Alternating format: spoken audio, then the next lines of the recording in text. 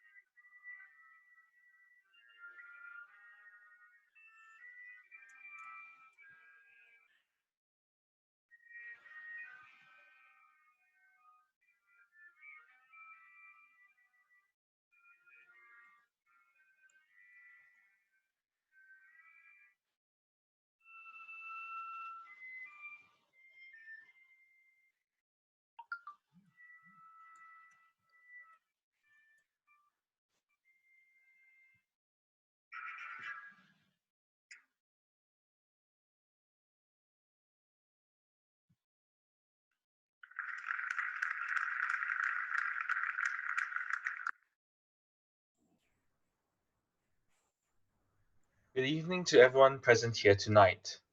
My name is Brian, and I will be your host for tonight. On behalf of the JPO family, we'd like to extend a warm welcome to everyone tuning in for tonight's broadcast, and wishing you all a blessed Good Friday. We hope that everyone is doing well and staying safe indoors. A friendly reminder to maintain good hygiene at all times and maintain social distancing when heading out. As we'd like to continue improving your experience with us, please help us achieve this by completing the poll that will be published during this broadcast. If you have any questions you'd like to ask, please feel free to type them in the Q&A section down below, and we'll address them shortly. To anyone who is interested in sharing tonight's broadcast, a live feed will be shared on the JPO Facebook page, and a recording of the webinar will also be uploaded on the page. Tonight's seminar features Datin Veronika Thoene, and the topic being Teaching Experiences in Malaysia. I hope you will all join me in giving her a warm welcome tonight. Datin Veronika is a German-born violist who holds the current position as the principal violist of the NSO, or the National Symphony Orchestra. She has held the current position since 2009. Prior to this, her career included her musical studies in Germany with Professor Hariolf Schlichting, who is the violist for the Cherubini Quartet, which is an internationally well-known award-winning quartet. She has also studied with Michael Brockhaus from the Hanover Radio Symphony Orchestra, which has also been active since 1950. She is married to another famous guest of ours from a previous broadcast, Datuk Mustafa Fuzernawi, and has been living in KL since 1993. She has also been involved with many notable organizations in developing the musical talent of our country's youth, such as the Genius Music Seni program, where she, Datuk Mustafa, and their family have been actively engaged in. Her main interests include teaching and vegan food. So without further ado, once again, a very good evening to you, Datin Veronika, and welcome to tonight's broadcast. Thank you for joining us tonight. Hello. Hi, Brian. Hello. So, as you may know, most of our JPO family attendees are mainly students, ranging from both primary school all the way to college. So their parents are also watching, and their teachers as well. So because of this, the sharing of knowledge and advice that you have for us tonight is invaluable and greatly appreciated. Thank you. Yep. So to start this interview off, what can you tell us about the video that we were just watching? Another thing, apologies for the audio early on, everyone. So, yeah. Okay.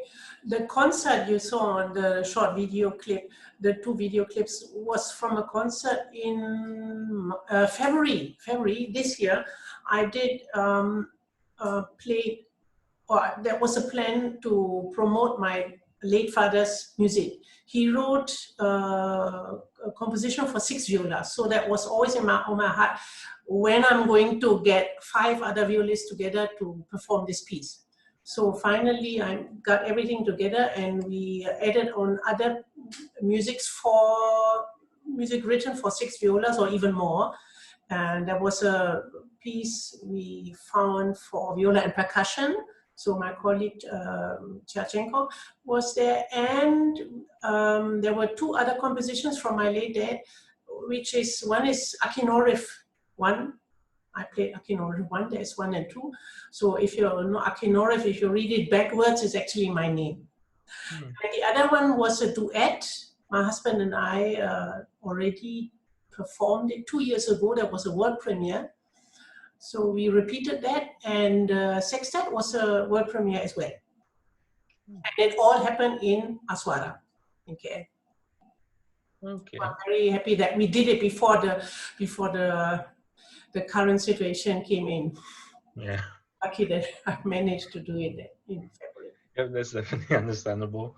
Well, thank you for the insight to your video, and that's a very nice background to like the reason for doing it. So our first question for the day is, how and when did you get to Malaysia? Yeah, as I mentioned before, I came here in 1993. I married Mustafa, and he was that time the principal of the concertmaster of the NSO, National Symphony Orchestra, which was just opened that time. And I became a part-time player because 95, we got our daughter, and then yeah, I was freelancing as a musician and a teacher, doing recording and whatnot. And 2009, I decided to join in back because the post for the principal violist was open, and it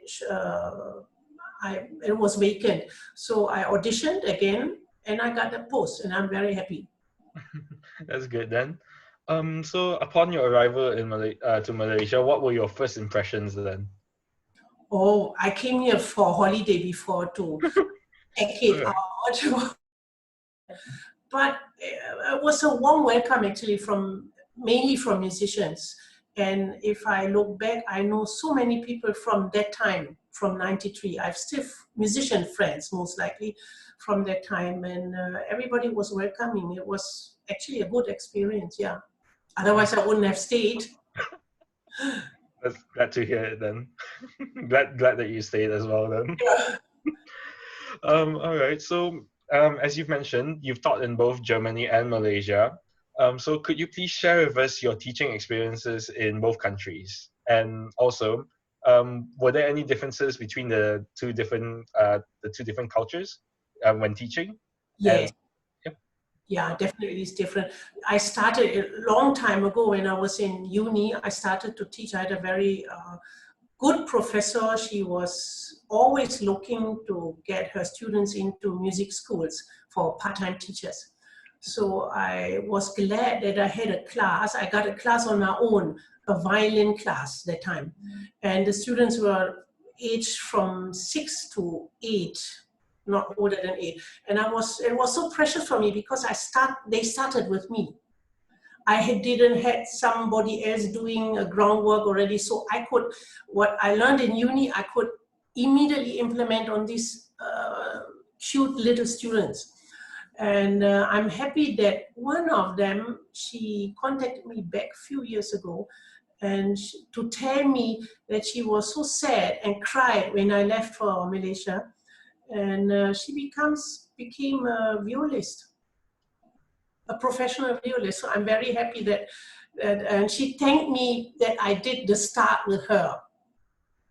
So that is something I look back to. Then I started to teach here privately in Malaysia when I came here.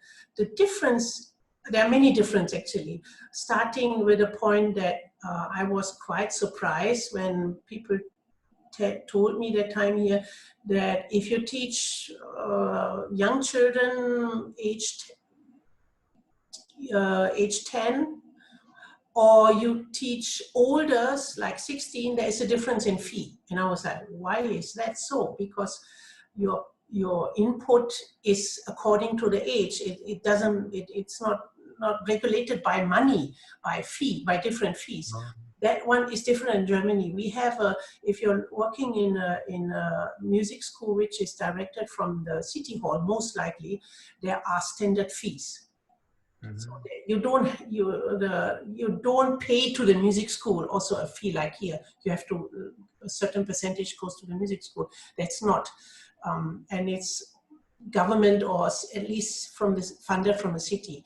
So I had to learn that, and then I tried to talk to the parents and said, you know, if I teach a 6-year-old or a 16-year-old, there is no difference. I just have to manage myself according to the age and the level they are playing. So that was different, but I managed to handle that as just a minor thing. But the students, from perspective of a, not to say human being, but as a pupil, they are different here because of upbringing, because of culture. If I teach, I mean, that was a long time ago in Germany when I taught, and the children were very young. And I love to teach actually young children because they are honest, they're straight away. They won't try to manipulate you or say something, or either they make up stories and you immediately will know, and then both of us can laugh at this. But they're very honest and they're very easy to get through. But older students here, they are very reserved. They are not, because of the different school system they go through, also not to say not allowed, but they are more likely to listen. And what I prefer in a student is not to listen only. I need a communication. I need a receptor to know you understood what I said or what I explained. Or when I prefer when they make faces or like, what is this? What is she talking about? I didn't get it at all. Teacher, can you explain it to me again? Then I feel we have a connection. But when they give me a blank look, when I say, you practice? That is like, then I intend to talk so much and I don't want to do that. Then I realize sometimes, you know, so yeah, and let the student play. But this is a difference in their personality, in their upbringing. So yeah, but it has both. It has its challenges, you know. But it's for me personally, I like students when they ask questions or they say, I don't know how to do that. How do you do that? Or how can I do that? Or ask questions so I can share my knowledge with them. If they don't ask questions, I cannot share anything. I don't know what is happening in their head. So, and I always say there is nothing wrong. There's no stupid question or wrong question. It's just the way I can address it and can help you to improve yourself in asking questions also. Yeah, so it's it must be an interactive thing. Okay, that's very interesting. No, yeah. Oh, sorry to interrupt you. Another major thing is if I compare the ABRSM system or any grading system here, we don't have that in Germany so far. We have competitions. So there are competitions on different levels. It's like the city, on 3 levels. There's a city, there's a state, and a country. And every time there is either it's for solo, so it's string solo, brass, wind, piano solo is a solo category, or chamber music. The following, I think it's in every 4 years or every 3 years, I forgot about it. So there's always alternating either solo or chamber music competition. And if you manage to get the first prize in the regional, in the Banda level, you go to the state level. And again, if you can compete with the first prize, you end up with the first prize, you can go to country level. And if you manage to get the first prize there, yen on the state level, then you are, at my time, you were eligible to play a concerto with a professional orchestra. And that opens many doors, especially when you want to become a musician. So you want to enter university, you can show this. I have reached this level, they know what kind of level to expect from you. And that is different. And I was in a jury once myself, and I was so frustrated to see the young children, like 6 years old, in the first grade, first level, playing, and they were crying after that because they didn't manage to get the first prize. So it was heartbreaking, and at the same time, like, why is it like this? Why people are so inclined to really, there's no other way than to get the first prize, but only one person can get the first prize, right? So that was, it's a difference also that for EBRSM, most likely you have one person sitting in the room and taking listening to you, right? So for the competition, you have at least 3-4 persons sitting, and then later they will discuss and share their thoughts on the student and which student was, so that discussing the rating. That is another one I noticed. Yeah. All right, that's very insightful. That's definitely something that we wouldn't have known otherwise. Thank you for that, Datin, Veronika. So our next question would be, what technical studies do you usually advise your students to do? Yeah, there is this big issue of warming up. If I meet a new student, and one of the first questions I will ask, how do you warm up? And they will look like, warm up, yeah. I say, do you know what the warm is? Yeah. So maybe they will say, oh, I play the the C major scale up and down, and that's it. Then comes in one thing I always mention to get them to understand the concept of warming up, which is Dato Lee Chung Wei. I say, you know him, right? Most students know him. So I say, what would be a normal day for him? I mean, he's not he retired already, but what would have been a normal day for him at the morning? What would he start with?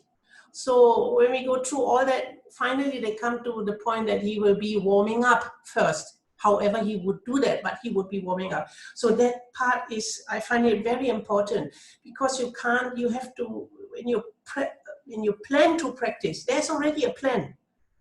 I want to practice, I need to practice. And then you take out your instrument, and then you prepare your music stand, your music, and that already, the preparation is already part of the warming up. And then you need your muscles, all musicians need their muscles, their hands to play. You need to warm up that one as well, and get to a certain, for me, to get to a certain mood, to be receptive for whatever I want to work on later, after my warm up. And you mentioned what technical studies for, I have combined a few which are internationally known, but not here, and which is Ivan Ganamian is a very American and very influential pedagogue of the 20th century. Jan Krimali, most people don't know. Also, he's a Czech violinist and teacher, and then we have Henry Schradig, strings, hopefully will know that. He's a German violinist, or he was a German violinist and music pedagogue. And then Karl Flesch. Many in Malaysia know Karl Flesch, yes. But it's a very thick, a holy grail book, I will call that. And it's, for me, it's very advanced already. But I will come back to that later. And then is my most favorite, Ševčík, Otakar Ševčík, which is was a Czech violinist, one of them. I have all my books now in IB, which I cannot read. But he had technical studies opus 1 to 9. So it's a full, complete thing. And regarding for studies, I hope that student can, after this, they will maybe Google these names and see what is the study all about. I cannot mention all the studies for violin and viola, but just a few. For the beginners especially, is Seibold, Pracht, Hoffmann, Kaiser, Sitt, Dankler, Dont, and Wohlfahrt. These are all names which are not familiar here. But if you look at their time when they were living, it's like the 19th century. So, and we are still playing this music, so there must be something good that we are still referring to these studies, these exercises. There must be something good about them, why people still use them and play them. And coming back to Flesch, Carl Flesch, it's a scale system, which I like, actually, but it's nothing for beginners. And people have to know how to use it. So what I sometimes do, because there is this big work, but there is not much easier works for beginners, let's say. So what I do sometimes, I know the system, so let's say there's a number 5, and it will be repeated in the same style every time. So I will simplify from this, take an excerpt for the students to practice. But if you look at Ševčík, or keep still with Flesch, comparison into the ABRSM system, they take only excerpts from here and there, but and it will change every season. It will change. They have different scales, they have different slurrings and whatnot, different techniques. But for Flesch, it will stay the same for the next 100 years. So I encourage students to buy the book, because that can be a part of their library and their lifetime. I still have my books, but not here in IB again, that you can use it for your whole life, hopefully. So if you ask about Ševčík, right? I like Ševčík because it fits me. It is straightforward, no hanky-panky. I even, where's my little book? I even have, you know, I did this, a small flip book for myself. Okay. So whenever, and it's because it fits in my case, I don't have to carry the books. And I can, wherever I am, I can practice a little bit of this, just for the memory for myself, to know which my favorites are there. Only I combined all my favorites, so I can always warm up myself when I'm in a rehearsal and there's nothing happening, or there's still 10 minutes or whatnot. I use the time to do this. So this comes very handy. People will laugh when I take up my little booklet, but it works for me. So Ševčík is very straightforward. The explanations are very clear. You can, even if you're mentally not warm up, let's say I used to practice very early in the morning, like 6 o'clock, 7 o'clock, right? During study time. So my head was like, oh, I needed a coffee, but I could still do my regular routine, Ševčík routine, in any type of technique. Left hand, right hand, everything is completed there. Okay. So that's why I like Ševčík. And he was asked, maybe some people know the Strat magazine for strings, and he was asked to write something into the magazine. So he said, as to advise to violin students, I feel rather at a loss to what to say. The study of the violin is long and arduous and should only be undertaken by those who have a strong and undoubted talent for it, as well as the necessary physical strength to work. For the rest, I would say practice regularly, however long or short a time you may be able to devote to it, and remember that the foundation of all good work is practice slowly. Quick practice leads to hurried and careless performances. I was lucky, in the Strat magazine itself, there was, last time I couldn't find it back, an article about Ševčík. And it was interesting for me because he was misunderstood from his colleagues, from his own colleagues at that time. They said, you know, your student, if they completed all your opus 1 to 9, they will be playing very technically and very robotic. And he said, no, no, no, no, no. What I did, or what he did, was in the works, violin works, there were so many issues, technically issues. So he said, how can I make my student play this without struggling while playing the music and demolating it in a way, cannot enjoy the music. So that's why he created exercises to prepare them for playing other musics. And I think it still works today. Mm-hmm. Well, thanks for your advice there, Datin Veronika. So just for those of us that do not know this particular book series, how do you spell Sevcik? Ottokar Sevcik. Oh, okay. So is that Sevcik? I'm assuming Sevcik. Yep. So as everyone can see, so yeah, that's the book. All right. So in that sense, moving on. So when do you feel like students should actually start with such technical studies? Do they start off really young, or should they start later on in the years? They should start as soon as possible. Not with Sevcik straight away. Yeah, that's why there is. I always find it difficult to find something for a student according to their level. So I have to figure out, get something from the internet, write myself.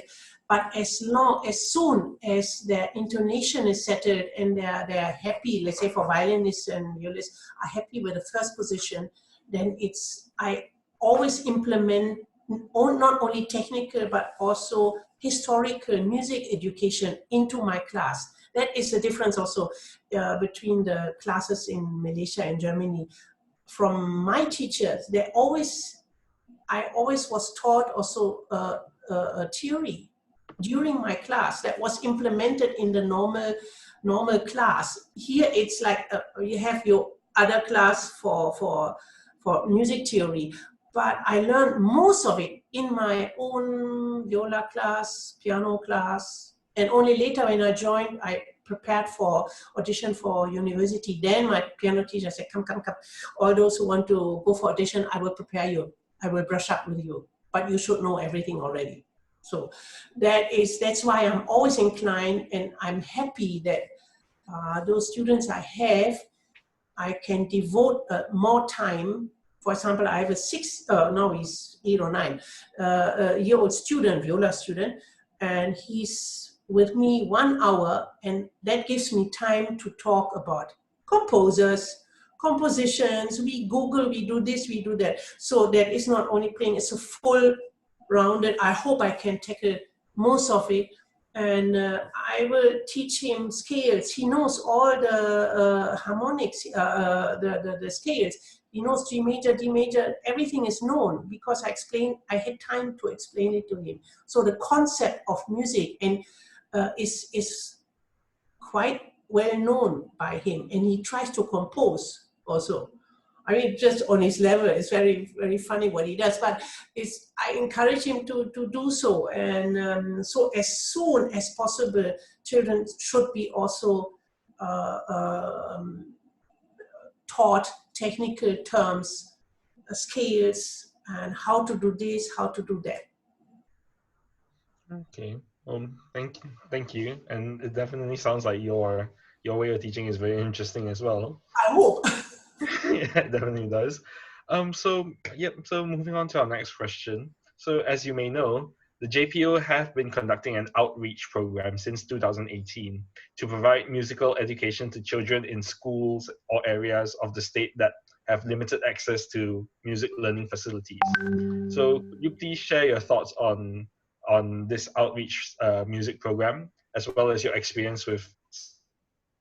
So in relation to this, what advice could you give to the JPO and its outreach program so that we may better ourselves? Okay, I'm not that familiar with the JPO program, but what I see is Mr. Yapling is doing an amazing job. Going out, reaching out, that is what outreach program should be. Reaching out for those who then don't have access, not those who are talented. Those, for everybody who doesn't have access and is interested in learning whatever instrument and whatever type of music, it's very important. May I mention in that context a study which has been done 20 years ago, I must assume, 20 years ago in Germany, in a primary school. In a primary tree, they took two classes, they compared two classes, compared their levels. And then they decided, okay, one class, two schools, one class will go normally with their syllabus and whatnot, but the other school will have music, theater, art, everything artistically. And the subject like math, language, and others are minimized to a certain level. And they did it for half a year with a promise that those who did change their syllabus have to brush up after that because they have to reach the same level like the other students. And they noticed that not only could the students perform better after that, that means they could have brushed up what they have missed in a short time. They got better emotionally, socially, mentally, and everything was just with a positive outcome. So whatever we teach children in music, in art, is never ever wasted. So that's why kudos to Yapling. What he does is amazing. And I'm involved, as you mentioned earlier, in the GSM now, the Genius Cine Music, and I'm happily doing that. Actually, I always try to be there when we have a workshop, because that is what we can give the children, and they need that. And we, for those who are in the decision makers, let me call them decision makers, I believe that not a single cent is wasted if we put this into our child education, whether it's academic, but as well as artistically. Not a single cent is wasted, and we should never restrict any improvement in that. Actually, to create a better generation, the next generation, to build them up strongly, we need musical and artistic education. That's a very good point of view. That's a very good point of view, Datin Veronika. Thank you for that. Yep. Yeah, I can. Yeah. So in that sense, I can see that you're very you're very supportive of developing the the arts in our schools even further than they are now. So yeah, that's understandable. So so before we move on to our Q&A section, I have one more very serious question to ask you. So yeah, do you know any viola jokes? Of course, I was waiting for you to come to that point. Of course, I know many viola jokes, and one is, why are viola jokes so short? So that violinists can understand them. Or do you know how canon was invented? Violists try to play tutti. What do a viola and a lawsuit have in common? Everyone is happy when the case is closed. Okay. Oh yeah, what's the similarity between a lightning and a viola? They never strike in the same place twice. Oh, you must be a violinist to know that you know. People ask why they make jokes about violists. I don't know. The violists I know and befriended with are all happy people, and they don't take things so serious. We are in the middle in the orchestra. You are situated in the middle. Everybody wants to play the first violin, but it's okay. We play a bigger role also in the orchestra. If we are not there, something is missing, definitely. All right. No, thanks for the jokes, Datin Veronika. So as we mentioned earlier, please feel free to ask questions in the Q&A section. So before so other than that, in your opinion, why is the viola not so popular in Malaysia as you may see in other countries? Last year I went to Germany to get books for of course for viola and for violin, and the person said, no, we don't have books anymore. You have to online. So in Germany, I would say maybe not so bad, but the situation is similar to Malaysia. And one fact is that if parents decide, oh, my child should learn an instrument, a musical instrument, they will choose either violin or piano, and because they know violin plays the first melody. But, and then there are students who might think, if there are many actually are encouraged to change from violin to viola, and they succeeded. So, but many of them also think, I better keep the violin because just for safekeeping, something like that. Or I reach already a certain level, so I don't want to miss out, which is wrong. For me, I only know one international artist who plays the violin and the viola at the same time. But there is no more than that. I switched also from violin to viola when I was 14. My dad always said, you are going to play viola one day. I said, never, ever. So when I was 14, suddenly my brain did a switch, and I said, I play the viola. And I forgot everything I did on the violin, what music I played, not technically, because I just move on. It's just you go on your path. It's not a big deal to change from violin to viola, but student must have the certain feeling for the timbre, for the voice, for the lower voice, for the solidity. If I look back, I was replacing once for half a year, a lady, she was sick, so I took over her violin class. And after that half a year, the student had a performance, a small student performance. And after that, the principal came to me and said, what did you do to the violins? Suddenly they have sound. I say, I'm a violist, I'm used to play with sound. So I really taught them how to use the bow, and suddenly they were playing so brighter and knew how to produce that sound. So yeah, why is it not popular? Because maybe people will say, you still play violin, you just play viola because it's needed. We need violists, yes, but we need full-hearted violists, not half-hearted. There's no half-baked thing here. So I will always encourage them, if you change, you change.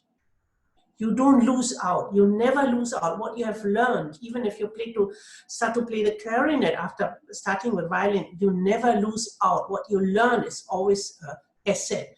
So from violin to viola, there's not much difference. You learn a different key, you learn different music, and you have a different position in the orchestra. But we need violists for sure, and we need. So that's why I did a concert also. There was only viola music to tell people this is not impossible. You can be, there are so many famous violists out there. So take your chances and see whether, I mean, I'm not asking every violin now to change to viola, please not. But many are there who have the posture, not the posture, who have the sizes also, have are not small and tiny. So I hope my small student will grow also bigger and taller and get long arms so he can reach out for a full size, so to call full size viola. We don't have full size viola. In violin you have 4 different, or more than that. You have the 4 full size violin. You talk about full size violin. In viola is you have smaller violas, but they don't sound so great. So you have, for me, I don't play small violas. I'm tall enough to play a bigger viola because of the sound. So I will encourage students to think twice. If they think to change, please look for a viola teacher, and look for a viola teacher and get help. And student can always ask me. I'm not asking for them to become a student, but if they need any advice, I encourage them to ask. It's okay. Yeah, so basically, don't be afraid to ask questions. No. We said earlier on. In that sense, so we've just received a question from the Q&A section. So as they've asked in relation to what you were just mentioning regarding switching over and stuff like that, if someone could actually maintain maintain that full-heartedness, I think we all know the answer to this. Would you recommend that they try out like a wide range of different instruments, like instead of maybe just two or one, maybe they could expand that like their versatility there? Yeah, if you look at the word expert, Mm-hmm. expert will always say, I'm expert in plumbing, I'm expert in baking, but I'm not at the same time expert in plumbing and farming. So refer to that. Don't be shy. Don't be afraid to change to another instrument, whatever that is, and do it completely.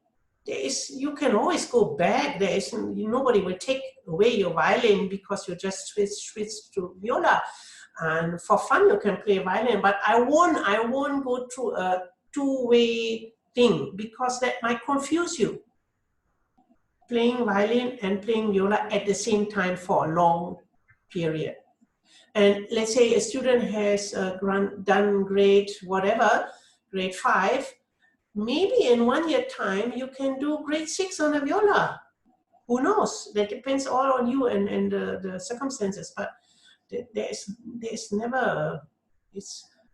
Look at it positively. All right. Thank you for the answer, Veronika. So our next question for the day is, do you think that having a good instrument, or in your case a good viola, is essential in playing in advanced levels? Like if they want to play really well, is having a good instrument very, very important? Yeah, there are kind of two theories. Of course, I wish that even from the start on, when they have violins like that small, you can't expect a brilliant sound, but not a squeaky and everything is working. So the mechanisms are working and the setup is correct. You wish that everybody would have a very good instrument. But sometimes I can hear the same person playing different instruments from different levels, and the sound is good. Okay. Kind of good, because the ability of the person is there. So if you're a professional, of course you should have a good instrument which brings out your capability, your sound, your everything. It completes you. If a good player plays on a not so good instrument below his standard, you can hear that, and you feel like he or she should play a better instrument. So what you're saying is basically both the skill and the instrument are important factors then. Yeah, and of course what you can afford, the affordance of the instrument also. Understandable. So okay, moving on to our next question. What advice would you give to someone who's planning to pursue a career in performing arts as a violist? As a violist, that depends on a few facts: where you stay, who's your teacher, how old are you, and what's your level, of course. And then if you're still very keen on doing so, decide where to go. That depends also on this one, whether you can afford to study overseas, whether you can, whether you're eyeing only on local universities. That depends on your level, also level of playing compared to others. And don't be afraid to approach professionals to listen to you, get advice, because me, myself, and I, in my own world, I might see this. But if I ask other people to come and listen, it's a different story. So go around, ask professionals who are in that field for their advice. That is the best thing to do. And get information from the places you're approaching, to the unis, the different unis, see what is their level of entry and all that. It's a very complex thing. You know, my time, 25 years ago, or more than that, I didn't go by school. I went by teacher. So I remember my first encounter with Professor Hayof Schlichting was, I went to see him. I called him up and made an appointment and asked him whether that was the practice that time, still is, ask him to listen to you. So my dad drove me to Aachen and we had an appointment there. So he listened to me and I said, okay, what can I hear from you? Then I played nervously whatever I have prepared and we had a talk for me to see, do I like this person? Does he like me? Is there a communication level where we can meet? Do I want to be his student? Does he want to be my teacher? And then he said, oh, for the audition, then I know you already, and I will know what to expect. And I think I can't promise anything, but please come and try. So that I did. And when he left to another university, I had to leave also. Again, I went for cari cigu. And then because I was at a certain level, I said, I don't want to meet someone who will say, all of this you have to forget, you have to start from scratch on. I didn't want to do that. I said, I'm on the right track. I feel I'm on the right track. I just need to continue my level. So, and then I went around and I said, okay, I want to go further than from my hometown. And so I widened my angle and went to Hannover and played for Michael Brockhaus, and he said, oh yeah, I want you in my class. So that, and that gives you a good response, how not everybody will like your playing, for sure. But you must find the right person also to teach you. Same like other teachers, in the violin classes, most likely there was one who was very fierce. A student came out crying from the class. So for sure, the next semester they changed teacher because they couldn't take it anymore. So even if your teacher is very sarcastic or very rajin, very, very hard, you know, you have to be able to tackle that. He must find the right student also to match that level of teaching, type of teaching, it must fit. So for those who want to pick up professional musicianship, please look for the teachers. Go there and try. I know it's not a habit here, but if you have the chance, please do so and talk to professionals. Get your advice there. Thank you, Dr. Veronika. So I hope to whoever asked the question, you got you were taking down notes, because that was a lot of pointers. Yeah, sorry. Yeah, so it's very good. Those are all very good points. So yeah, to anyone else that is interested in pursuing music, be sure to take notes as well. All right. So moving on to our next question. Do you encourage and organize concerts, whether it's solo recitals, orchestras, and such, for your students? Encourage. Mm-hmm. Do you encourage or organize concerts? Yeah. Yes, sure. You can do a house concert.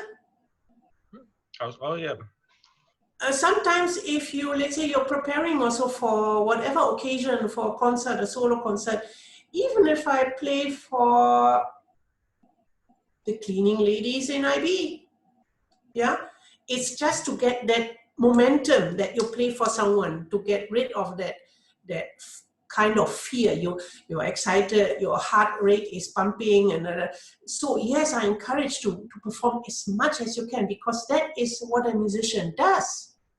You're not playing in your own chamber unless you go online and do online teaching, but at the moment. But no, on the normal days, we go on stage and entertain people. and tell stories, musical stories. So yes, it's very important if you want to pursue a musical career, whatever instrument. It's important to do recitals, get into orchestras, play with them, concertos, concerts, and perform, yes. And you must love to perform. That's very important as well. Yeah. So basically, build your confidence and like build your love for music as well, basically. Yeah. All right. Thank you, Datin Veronika. So moving on to our next question. To prepare your students who decide on a music career, what realistic advice do you have in terms of technical skills and prospects for employment? Who? That's a very deep question. I had once a student who wanted to go to Singapore to study in Singapore, and I looked at the syllabus. I'm like, wow, that has changed within the last 30 years. The expectations is very high. On musical, I just looked at the repertoire they asked. Yeah, you can choose from the list of repertoire that is already very advanced. So you have to figure out where are you staying, where is your stand, where you are actually in maybe in Malaysia you're one of the you came out, people recognize you, but if you go to Europe suddenly you become number 100,000 whatnot. Yeah, so it's always in respect where you want to study and yeah, where you can just enter, possibly. Okay. All right. So basically, they just need to be aware of this. That they just need to be aware that they need to just keep developing themselves in order to compete with every other musician Yes. in the university. Ask your teacher, what do you think? Talk to your teacher, and he might give good advice or refer you to other people who have. Go and see other students from other universities, other institutions, and talk to them. What is it like? What do you do? What that is to get to know the stories of them. Yeah. All right. So moving on to our last question for the night. How different is it in playing a violin and a viola, as you've mentioned earlier on, other than the difference in treble and alto clef? Viola is just a better instrument. No, I like the sound, the sonore of the viola, and I like my own viola also. Pretty much, I never changed since 20 years, yeah, something like that. I still play the same viola, and I get in love with the sound. I play every day. Every day is the same, not really the same sound, but certain times I get goosebumps myself if I listen to my practice.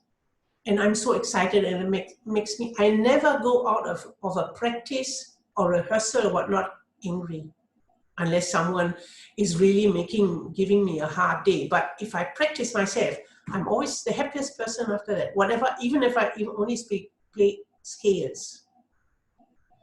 But that lifts up my spirit, so it can only be the viola for me. If I play the violin, most will say, don't kill the instrument, careful. And I will say, why is it all so easy? So easy peasy, you don't have to do anything. It comes all on its own.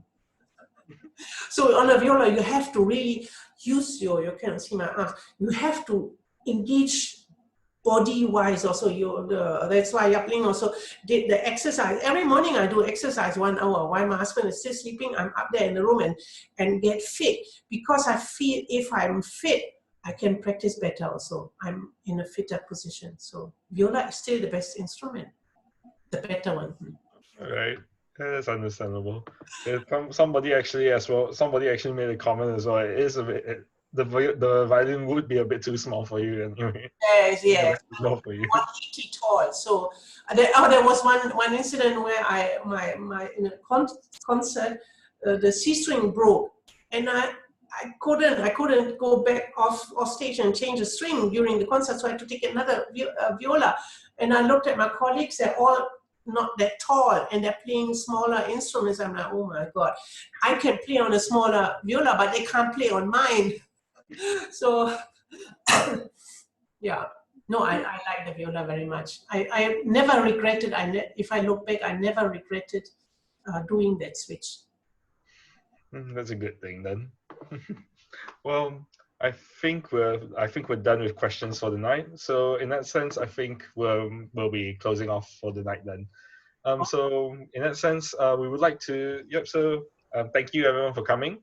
So we would like to remind everyone thanks to Datin Veronika for answering all your questions as well. Thank you. It was my pleasure.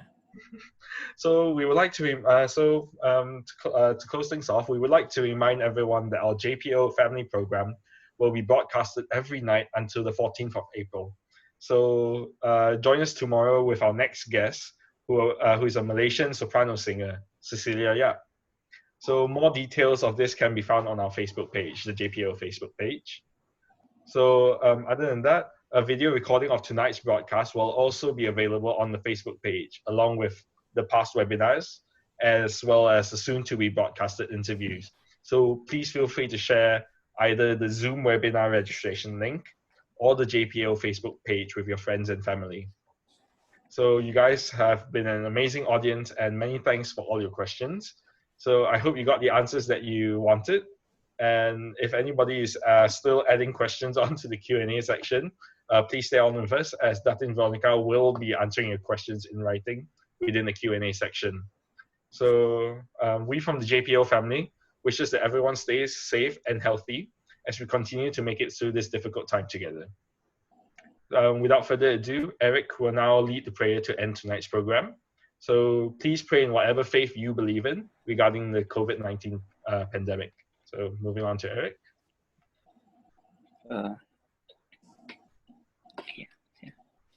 Okay, first of all, bless Good Friday to everyone. Let us say thanks to the Son of God for bearing our sins and sacrificing his life for us. So let us pray now.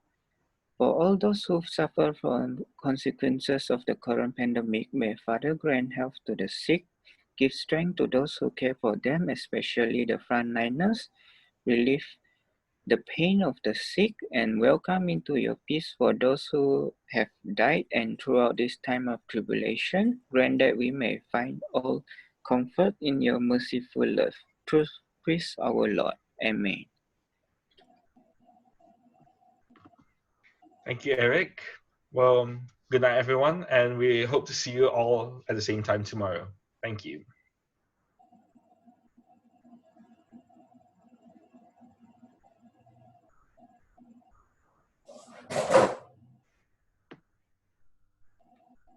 Kesukaan